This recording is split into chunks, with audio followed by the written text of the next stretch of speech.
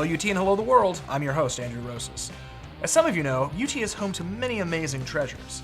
Original historical documents, priceless artifacts, that secret bathroom on the third floor of the Classics building. And right now, the LBJ Museum is showcasing some of the most incredible items in the Briscoe Center's collection, called 25 Years, 25 Treasures. It's an incredible display of truly important and one-of-a-kind items that I'm sure Nicolas Cage would love to get his hands on.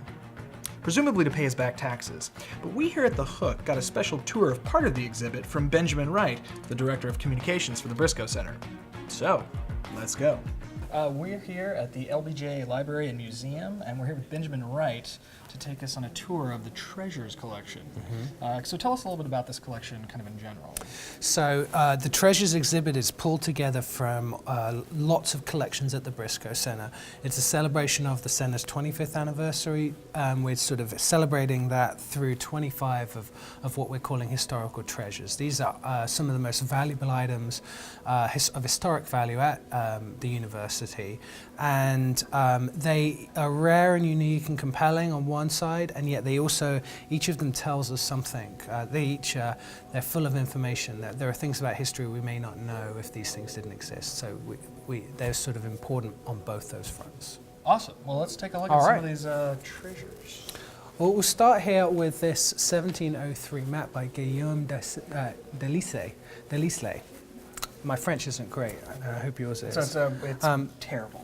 Well, one of the things we see on this map is sort of the Gulf of Mexico, what it looked like before Texas existed as a concept. We see that Florida is a context, New Mexico is a concept, Mexico is a concept, and the Caribbean as well. But Texas at this point doesn't have the sort of political and cultural identity that we associate it with today. And that's what I'm saying about this map is both rare and beautiful and compelling, but it also gives us this information about how Texas was not even a geographic expression at this point. And we have next to it, we've paired it with this book from 1555. This is the oldest account of Texas in existence. It was written by a gentleman called Cabeza de Vaca, who was a Spanish explorer who talks about his experiences in Texas in the 1540s. It's, about 160 pages of faith healings and shipwrecks, even a bit of cannibalism and starvation thrown in there. So obviously, gone to Texas meant something different in the 16th century than it does today. A very different Texas to the one we know and love. Yeah, it sounds like Blood Meridian. I love it. All right, let's move along. So the Briscoe Center is 25 years old, but obviously Stephen F. Austin's prison diary is much older. The diary it was written while he was in jail in Mexico on sedition charges, and has these really detailed illustrations in it. It talks of, it was a secret diary, and it talks of his frustrations as well as his hopes for Texas. We have a number of other items, including a shopping list from a bookstore he visits in New Orleans after he's released from prison, and all the books he's buying are sort of how to do revolution well and Revolution for Dummies. Yeah, yes, yeah. And so it's very obvious he didn't have a good time in jail in Mexico, and so heads back to Texas, and the first thing he does is stop in this bookstore and goes, right, let's read up on how we're going to do this. Yeah. So, that's amazing. Yeah. Today he just watch a YouTube tutorial on how, right, how to have a revolution. Lynda.com. Yeah, exactly. That's fantastic. Yeah. So the oldest datable photograph of Texas is 1849, and that's right there. However, it is closed because it's very sensitive to light, and so we've blown up a facsimile of it here. And what it shows us is the Alamo, which seems quite appropriate for the oldest photograph of Texas. As you can see there, the Alamo is in bad shape. This is San Antonio in the midst of war, and yeah, the place has quite a lot of sprucing up to do before it's the Alamo we know today. Yeah, no gift shop at this point. There's no gift shop, no visitor parking. Yeah, just some rather dire straits. Indeed, it looks much more like the fallen Alamo than the one we would recognize today. That's incredible. So this is the marble rostrum from the United States House of Representatives. It was used by every speaker of the House from about 1850 to about 1950.